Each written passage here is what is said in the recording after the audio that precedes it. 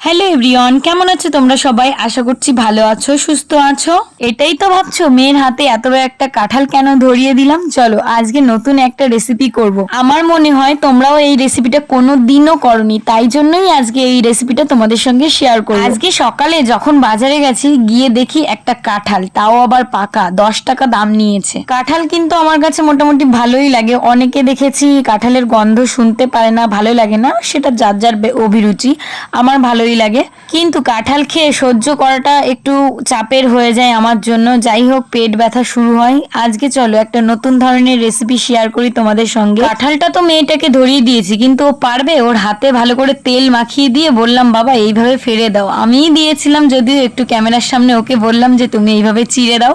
তো দেখো আস্তে আস্তে সব কাঁঠালগুলো বের করছে। 10 টাকার কাঁঠাল কতটুকুই বা হয়, ওর কাছে একটু বড়ই মনে হচ্ছে। এই কাঁঠালটা যদি আমি নিই তাহলে মনে হবে ছোটই কাঁঠালটা। বছরের প্রথম পাকা কাঁঠাল খাচ্ছে আমার সিঞ্জিনি, তাই জন্য ও কিন্তু খেয়েই যাচ্ছে। প্রথম দুটো খেতে গিয়ে ভীষণই মিষ্টি।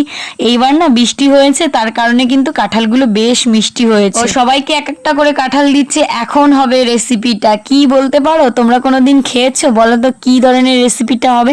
না না, কেউ স্কিপ করে যেও না, একটু ওয়েট করো। বেশি বড় ভিডিও দিচ্ছি না, তোমাদের সাধ্যের ভিতরেই চলে আসবে, অল্প একটু দেখে নাও। তো দেখো আমাকেও দিল, আমিও খেয়ে দেখলাম, খুব মিষ্টি। মেয়েটা তো চিড়লো, এখন চিড়ে কাঁঠালের পেটটা চিড়ে এখন কাঁঠালগুলো বের করছে, ওর বিচিগুলো বের করবে।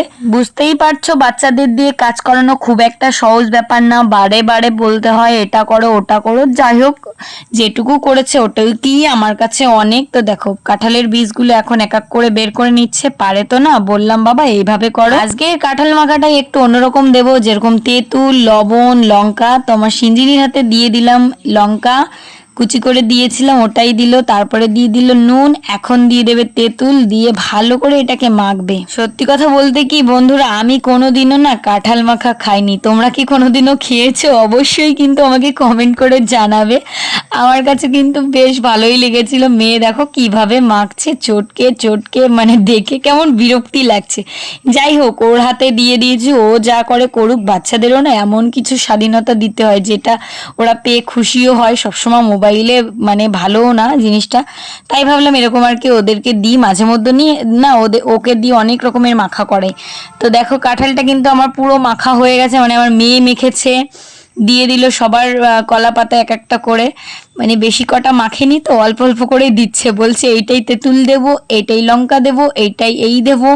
আমি বলছি তুই দে তো আগে, যেটা ভালো লাগে দিয়ে দে। তো সত্যি কথা বলতে কি বন্ধুরা, কাঁঠালটা যে এত টেস্টি হয়েছে আমি কি বলবো, দাঁড়াও তোমাদের রিভিউটা দিচ্ছি, একটু ওয়েট করো। প্লেটের ভিতর কিন্তু দিয়ে দিয়েছে কলার পাতা। আমি সবগুলো বাগান থেকে নিয়ে এসেছি। মশার কামড় খেতে খেতে আমাদের বাড়িতে প্রচণ্ড মশা।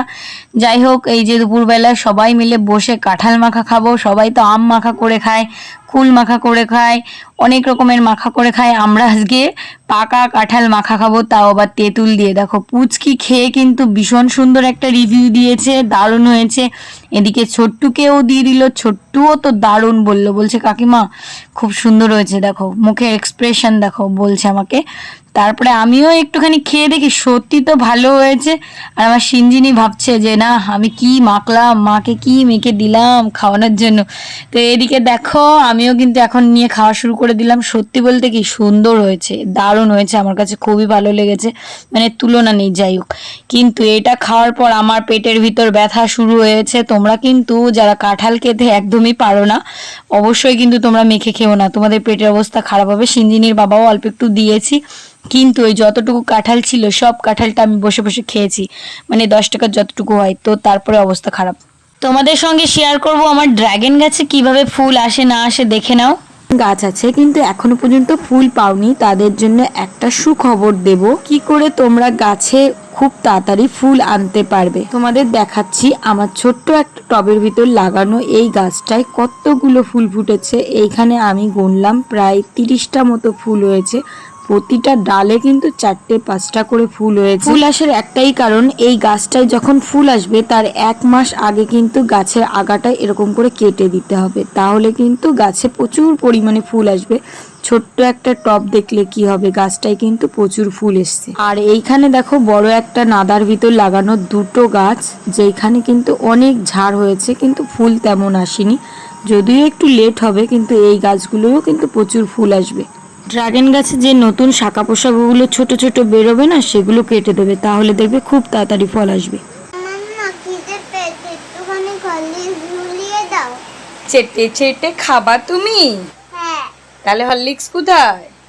এই যে দাও। বানিয়ে দাও। সিঞ্জিনির জন্য বাজার থেকে ওর বাবা আজকে হরলিক্স কিনে এনেছে, তাই দেখে ও বলছে মা আমাকে একটু হরলিক্স গুলিয়ে দাও না। তাই জন্য সন্ধ্যাবেলা ওকে নিয়ে গেলাম রান্নাঘরে, গিয়ে দুধের ভিতর 3 চামচ মতো হরলিক্স দিয়ে ওকে গুলিয়ে দিলাম। ও শুধু বায়নাই করে। দেখো হরলিক্সটা দেওয়ার সঙ্গে সঙ্গে কিন্তু বায়না শুরু করেছে, গরম আছে, এই আছে, আমি খাবো না। তারপরে জোর জার করে খাওয়াতে হয়, বাচ্চারা এই করে মানে। তো বন্ধুরা, আজকের মিনি ব্লগটা কেমন লাগলো অবশ্যই কিন্তু কমেন্ট করে জানিও। একসঙ্গে 2-3টে ভিডিও দিয়ে দিলাম যাতে তোমাদের বুঝতে সুবিধা হয়। আর যাদের বাড়ি ড্রাগন ফল গাছ আছে অবশ্যই কিন্তু এইভাবে করো। আর তোমরা আমার পেজটিকে ফলো করে নিও। Tata, bye bye.